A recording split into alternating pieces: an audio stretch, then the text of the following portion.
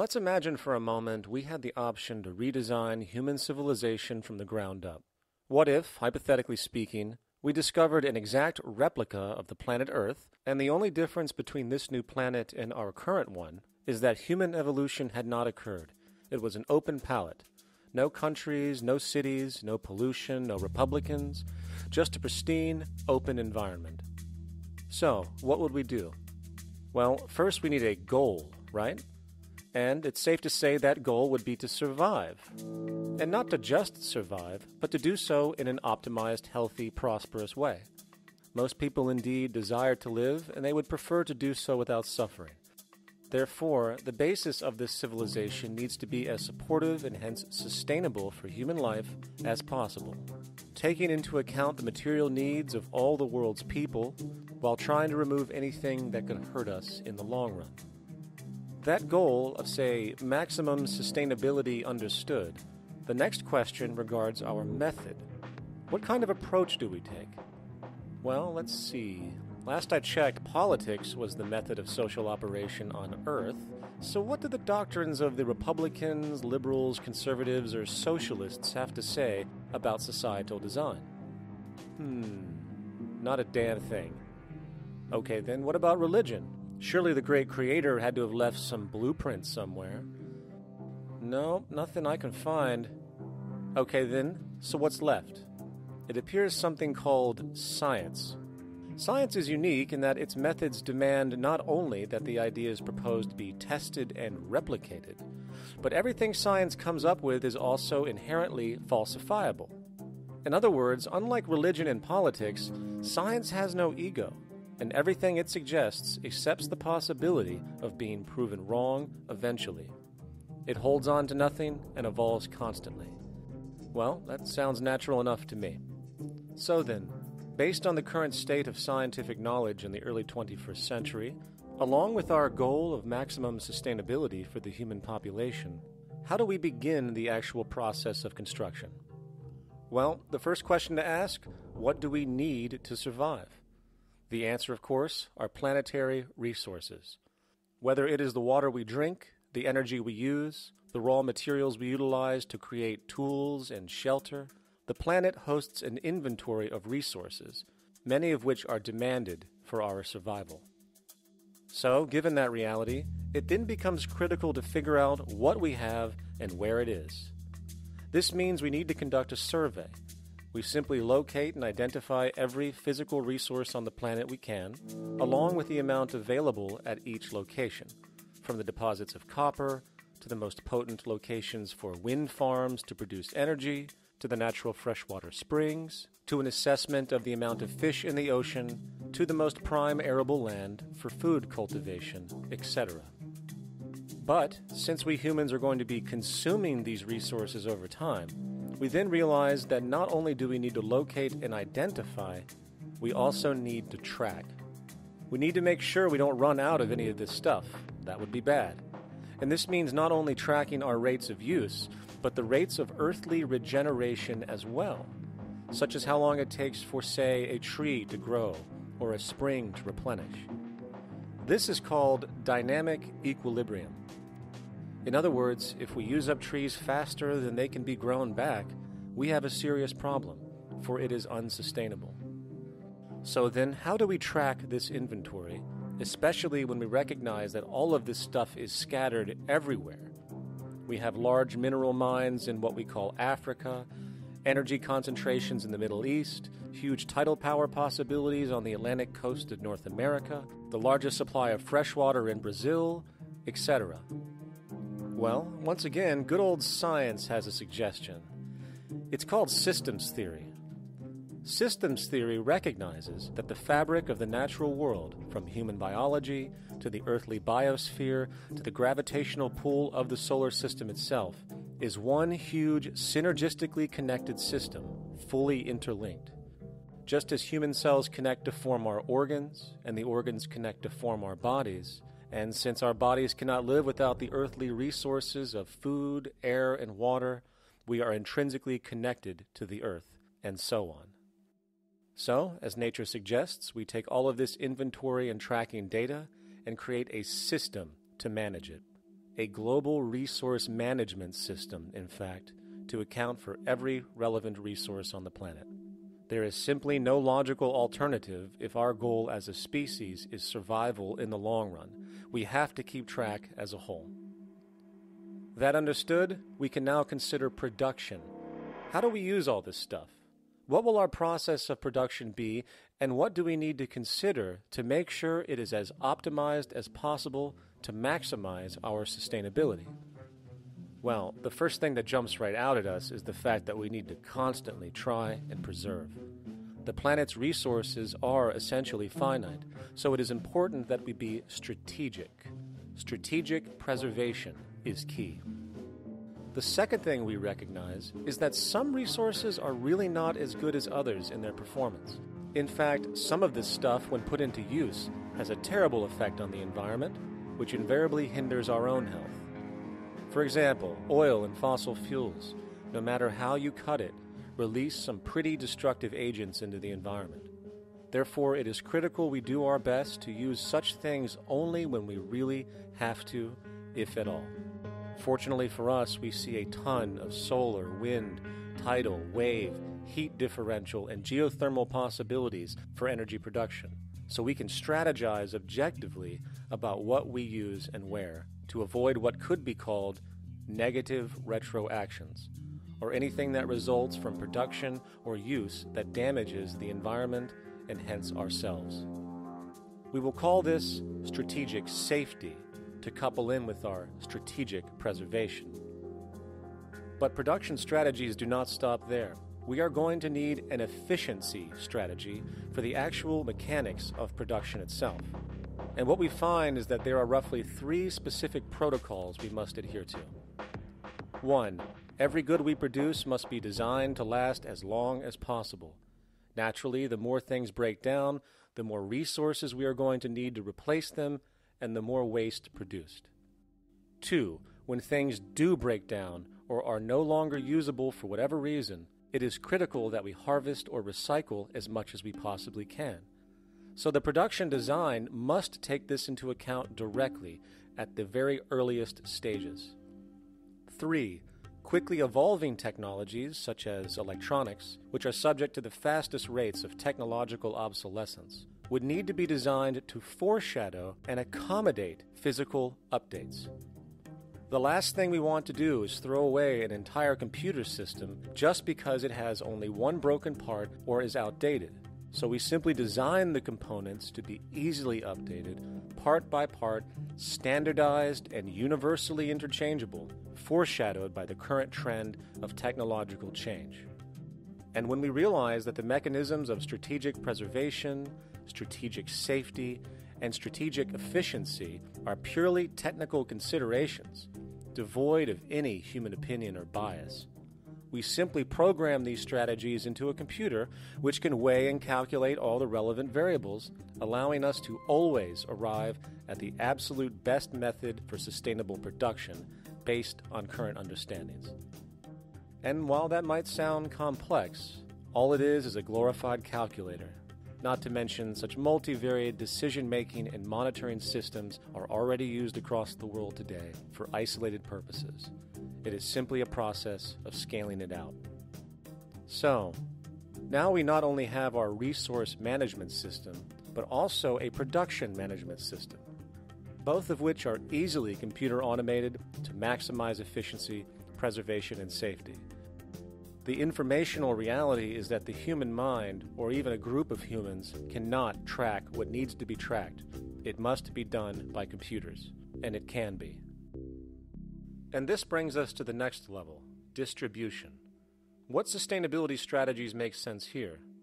Well, since we know that the shortest distance between 2 points is a straight line, and since energy is required to power transport machines, the less transport distance, the more efficient.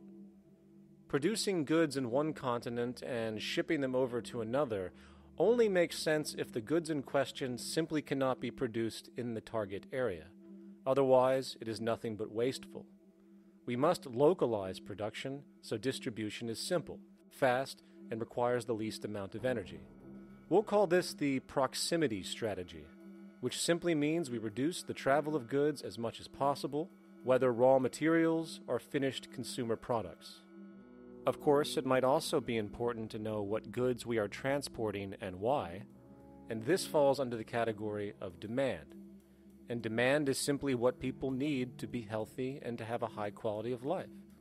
The spectrum of material human needs range from core life-supporting necessities, such as food, clean water, shelter, to social and recreational goods, which allow for relaxation and personal social enjoyment, both important factors in human and social health overall. So, very simply, we take another survey. People describe their needs. Demand is assessed, and production begins based on that demand. And since the level of demand of different goods will naturally fluctuate and change around different regions, we need to create a demand distribution tracking system, so to avoid overruns and shortages. Of course, this idea is old news. It is used in every major store chain today to make sure they keep up with their inventory. Only this time we are tracking on a global scale. But, wait a minute, we really can't fully understand demand if we don't account for the actual usage of the good itself. Is it logical and sustainable for every single human to, say, have one of everything made, regardless of their usage? No, that would be simply wasteful and inefficient. If a person has a need for a good, but that need is only for, say, 45 minutes a day on average, it would be much more efficient if that good was made available to them and to others when needed. Many forget that it isn't the good that they want, it is the purpose of that good.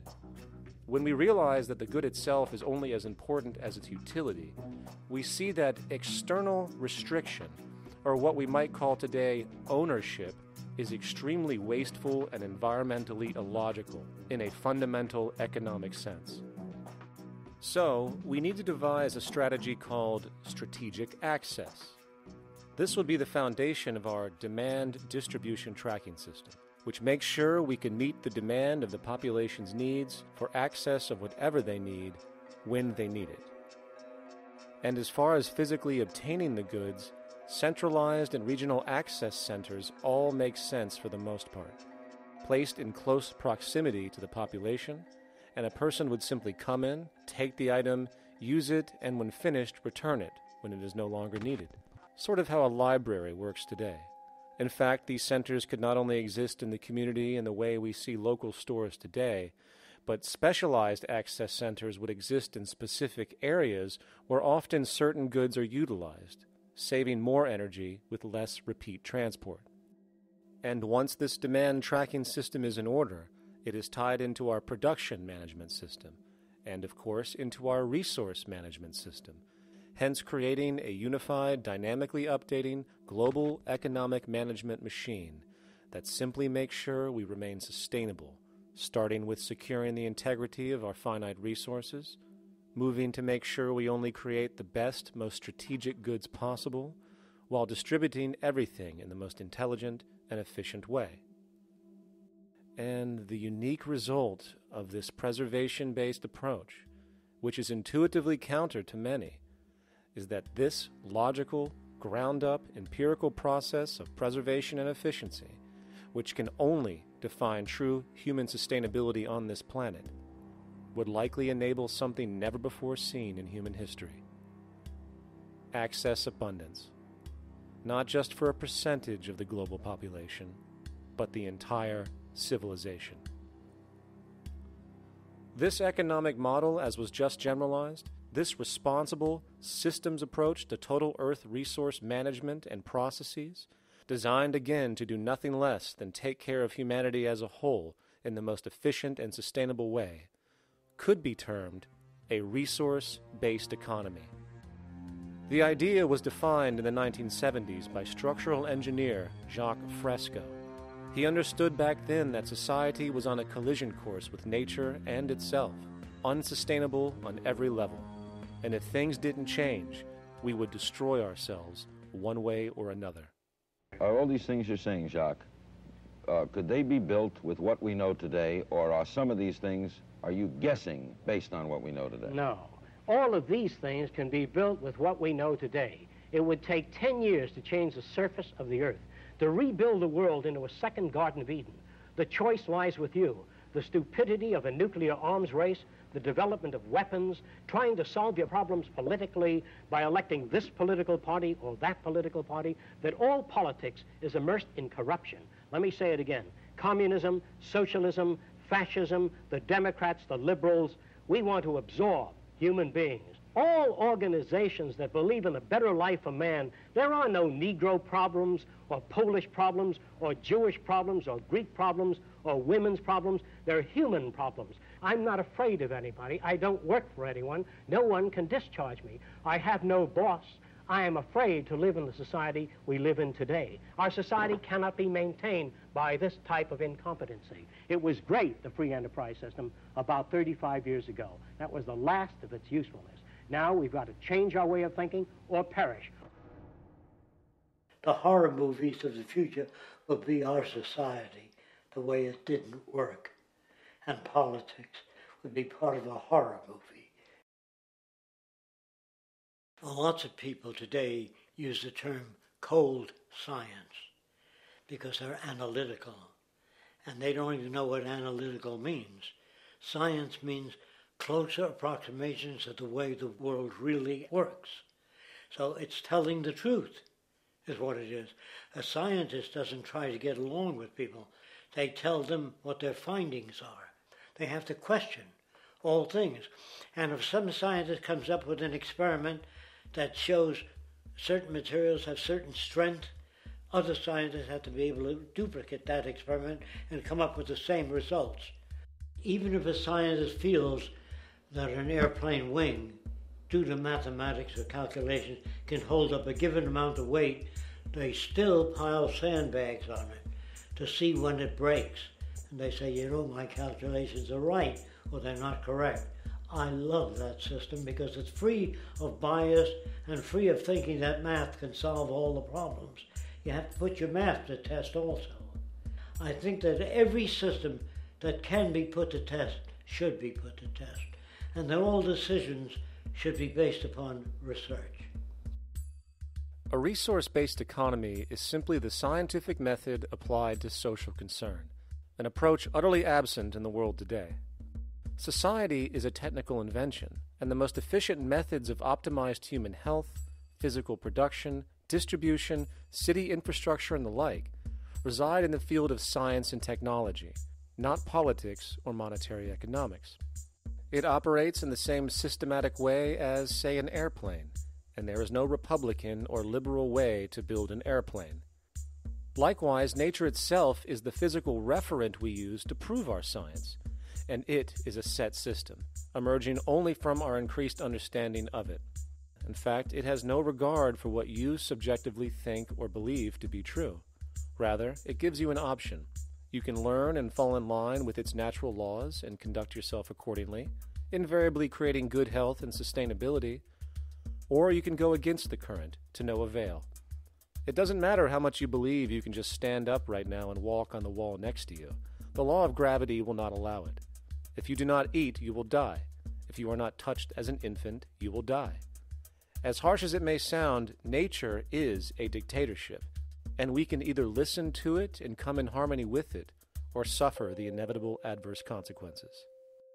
So, a resource-based economy is nothing more than a set of proven, life-supporting understandings where all decisions are based upon optimized human and environmental sustainability. It takes into account the empirical life ground, which every human being shares as a need, regardless, again, of their political or religious philosophy. There is no cultural relativism to this approach. It isn't a matter of opinion. Human needs are human needs, and having access to the necessities of life, such as clean air, nutritious food, and clean water, along with a positively reinforcing, stable, nurturing, and non-violent environment, is demanded for our mental and physical health, our evolutionary fitness, and hence the species' survival itself. A resource-based economy would be based upon available resources. You can't just bring a lot of people to an island or build a city of 50,000 people without having access to the necessities of life. So when I use the term a comprehensive systems approach, I'm talking about doing an inventory of the area first and determining what that area can supply, not just architectural approach, not just design approach, but design must be based on all of the requirements to enhance human life. And that's what I mean by an integrated way of thinking. Food, clothing, shelter, warmth, love, all those things are necessary. If you deprive people of any of them, you have a lesser human being, less capable of functioning. As previously outlined, a resource-based economy's ground-up, global, systems approach to extraction, production, and distribution is based upon a set of true economic mechanisms, or strategies, which guarantee efficiency and sustainability in every area of the economy. So, continuing this train of thought regarding logical design, what is next in our equation? Where does all this materialize? Cities. The advent of the city is a defining feature of modern civilization. Its role is to enable efficient access to the necessities of life, along with increased social support and community interaction. So how would we go about designing an ideal city? What shape should we make it? Square? Trapezoid? Well, given we're going to be moving around the thing, we might as well make it as equidistant as possible for ease, hence the circle. What should the city contain? Well, naturally we need a residential area, a goods production area, a power generation area, an agricultural area. But we also need nurturing as human beings, hence culture, nature, recreation, and education. So let's include a nice open park, an entertainment events area for cultural purposes and socializing, and educational and research facilities. And since we're working with a circle, it seems rational to place these functions in belts based on the amount of land required for each goal, along with ease of access. Very good. Now, let's get down to specifics. First, we need to consider the core infrastructure, or intestines, of the city organism. These would be the water, good, waste, and energy transport channels. Just as we have water and sewage systems under our cities today, we would extend this channeling concept to integrate waste recycling and delivery itself. No more mailmen or garbage men. It is built right in. We could even use automated pneumatic tubes and similar technologies. Same goes for transport. It needs to be integrated and strategically designed to reduce or even remove the need for wasteful, independent automobiles. Electric trams, conveyors, transveyors, and maglevs, which can take you virtually anywhere in the city, even up and down, along with connecting you to other cities as well. And of course, in the event an automobile is required, it is automated by satellite for safety and integrity. In fact, this automation technology is in working order right now. Automobile accidents kill about 1.2 million people every single year, injuring about 50 million. This is absurd and doesn't have to occur. Between efficient city design and automated driverless cars, this death toll can be virtually eliminated. Agriculture. Today, through our haphazard, cost-cutting industrial methods, using pesticides, excessive fertilizers, and other means, we have successfully destroyed much of the arable land on this planet, not to mention also extensively poisoning our bodies. In fact, industrial and agricultural chemical toxins now show up in virtually every human being tested, including infants. Fortunately, there is a glaring alternative: the soilless mediums of hydroponics and aeroponics, which also reduce nutrient and water requirements by up to 75% of our current usage. Food can now be organically grown on an industrial scale in enclosed vertical farms, such as in 50-story 1-acre plots, virtually eliminating the need for pesticides and hydrocarbons in general. This is the future of industrial food cultivation, efficient, clean, and abundant. So, such advanced systems would be, in part, what comprise our agricultural belt, producing all the food required for the entire city's population, with no need to import anything from the outside, saving time, waste, and energy. And speaking of energy, The energy belt would work in a systems approach to extract electricity from our abundant renewable mediums, specifically wind, solar, geothermal, and heat differentials, and if near water potentials, tidal and wave power. To avoid intermittency and make sure a positive net energy return occurs, these mediums would operate in an integrated system, powering each other when needed, while storing excessive energy to large supercapacitors under the ground, so nothing can go to waste.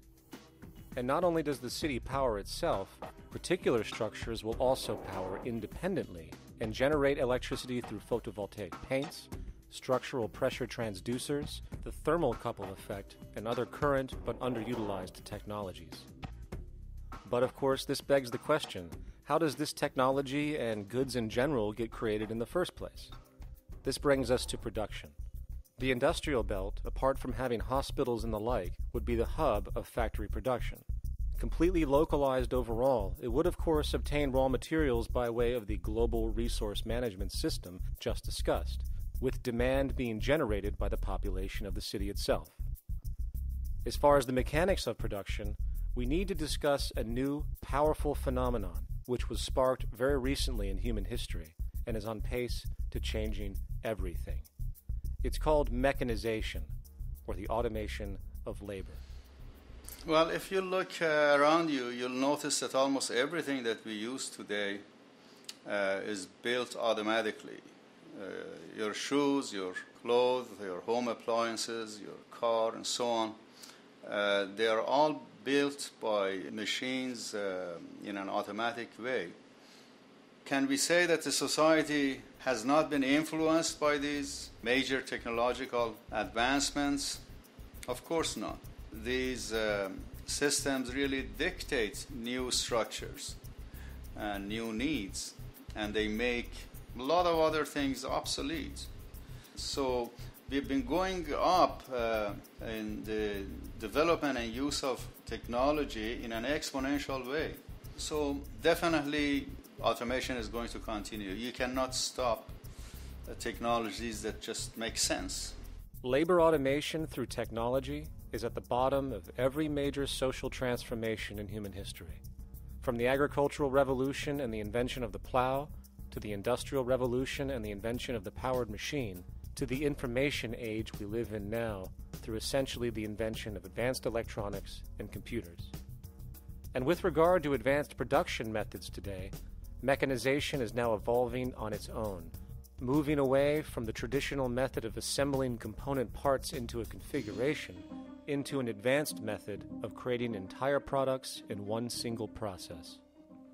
Like most engineers, I'm fascinated by biology because it's so full of examples of extraordinary pieces of engineering. And what biology is the study of things that copy themselves. Of course, that's good a definition of life as we've got. Again, as an engineer, I've always been intrigued by the idea of machines that would copy themselves. RepRap is a three-dimensional printer. That's to say, it's a printer that you plug into a computer, and instead of making two-dimensional sheets of paper with patterns on, it makes real, physical, three-dimensional objects. Now, there's nothing new about that. 3D printers have been around for about 30 years. Big thing about RepRap is that it prints most of its own parts. And so if you've got one, you can make another one and give it to a friend, as well as being able to print lots of useful things. From the simple printing of basic household goods in your home to the printing of an entire automobile body in one swoop, advanced automated 3D printing now has the potential to transform virtually every field of production, including home construction. Contour crafting is actually a fabrication technology, the so-called 3D printing, when you directly build a 3D object from a computer model. Using contour crafting, it will be possible to build a 2,000 square foot home entirely by the machine in one day. The reason that people are interested in automating construction is that it really brings a lot of benefits. For example, construction is pretty labor intensive, and although it provides job for a sector of the society, it also has issues and complications. For example, construction is the most dangerous job that there is. It is worse than mining and agriculture. It has got the highest level of fatality almost in every country. Another issue is the waste. An average home in the United States has 3 to 7 tons of waste. So this is huge if we look at the impact of construction and knowing that about 40% of all materials in the world are used in construction. So big waste of energy and resources and big damage to the environment as well. Making homes using hammers and nails and wood with the state of our technology today is really absurd and will go the way of our labor class in regards to manufacturing in the United States. Recently, there was a study by economist David Autor of MIT that states that our middle class is obsolete and being replaced by automation. Quite simply, mechanization is more productive, efficient, and sustainable than human labor in virtually every sector of the economy today. Machines do not need vacations, breaks, insurance, pensions, and they can work 24 hours a day every day. The output potential and accuracy compared to human labor is unmatched.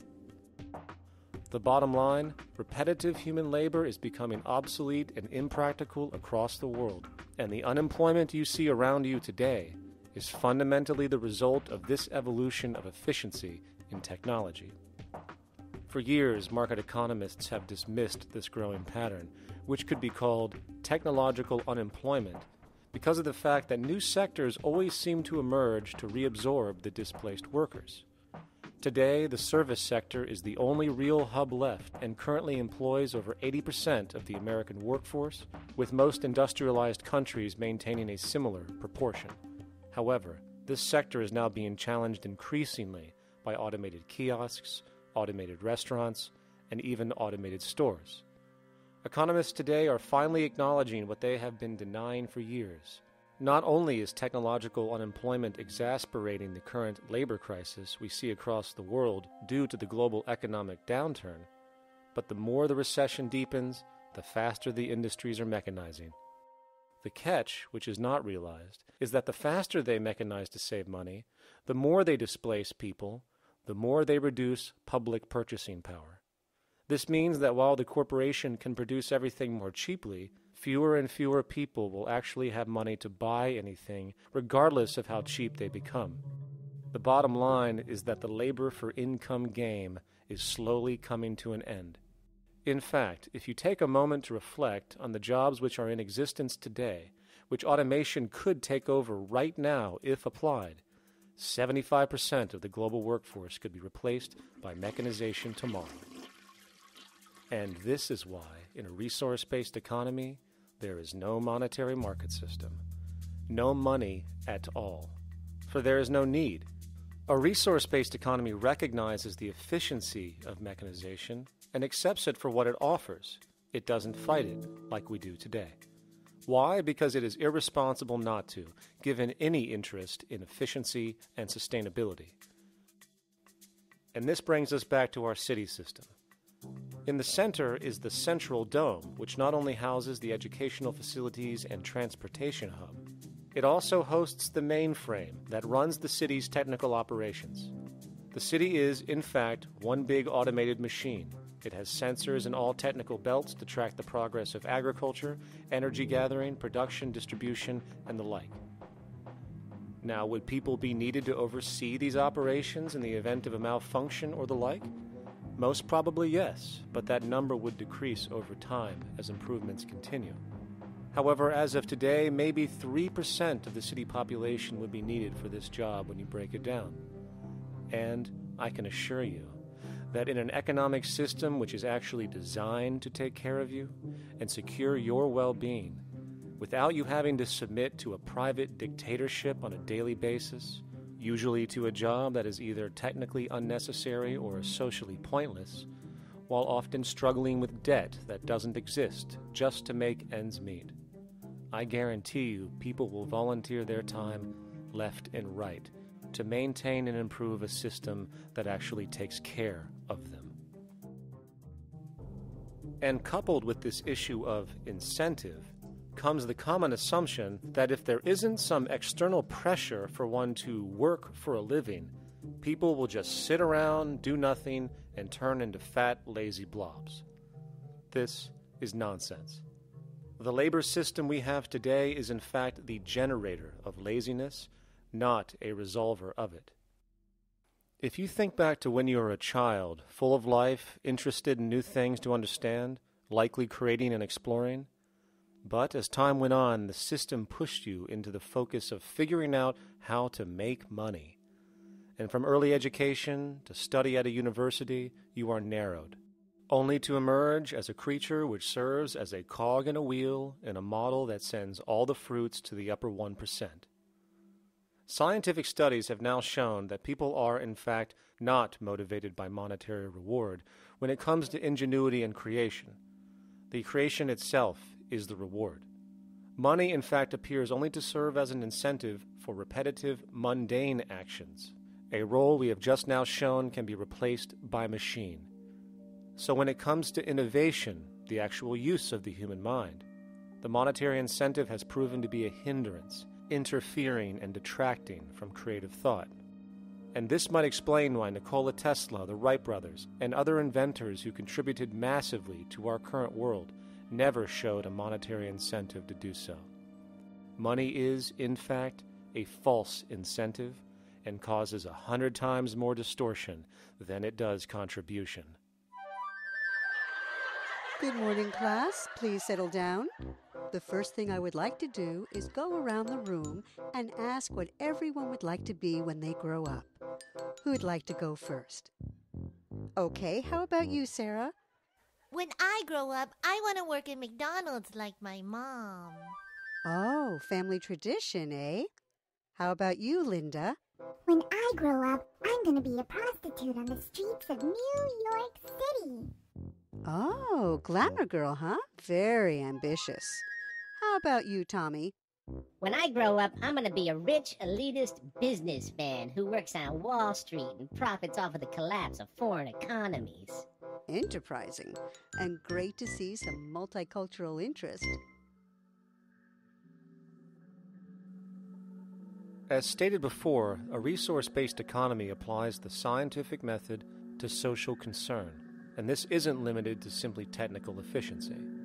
It also has the consideration of human and social well-being directly and what comprises it. What good is a social system if, in the end, it doesn't produce happiness and peaceful coexistence? So it is important to point out that with the removal of the money system and the necessities of life provided, we would see a global reduction in crime by about 95% almost immediately, for there is nothing to steal, embezzle, scam, or the like. 95% of all people in prisons today are there due to some monetary-related crime or drug abuse, and drug abuse is a disorder, not a crime. So what about the other 5%, the truly violent, often seeming to some as being violent for the sake of being violent? Are they just evil people?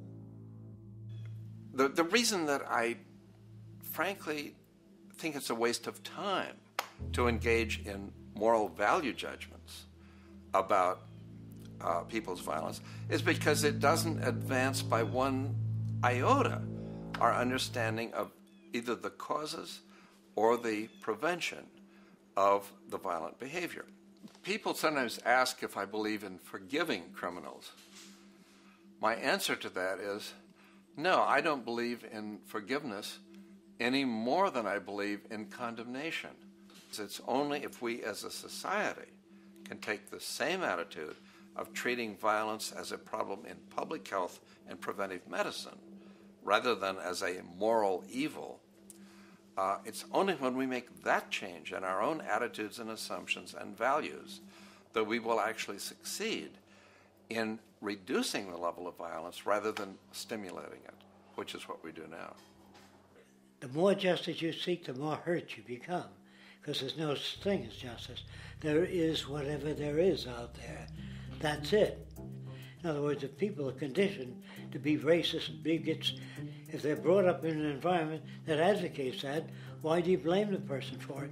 They're a victim of a subculture. Therefore, they have to be helped. The point is, we have to redesign the environment that produces aberrant behavior. That's the problem, not putting a person in jail. That's why judges, lawyers, freedom of choice, such concepts are dangerous, because it gives you misinformation that the person is bad or that person is a serial killer. Serial killers are made, just like soldiers become serial killers with a machine gun. They become killing machines, but nobody looks at them as murderers or assassins, because that's natural. So we blame people. We say, well, this guy was a Nazi, he tortured Jews. No, he was brought up to torture Jews. Once you accept the fact that people have individual choices and they're free to make those choices, free to make choices means without being influenced. And I can't understand that at all. All of us are influenced in all our choices by the culture we live in, by our parents, and by the values that dominate.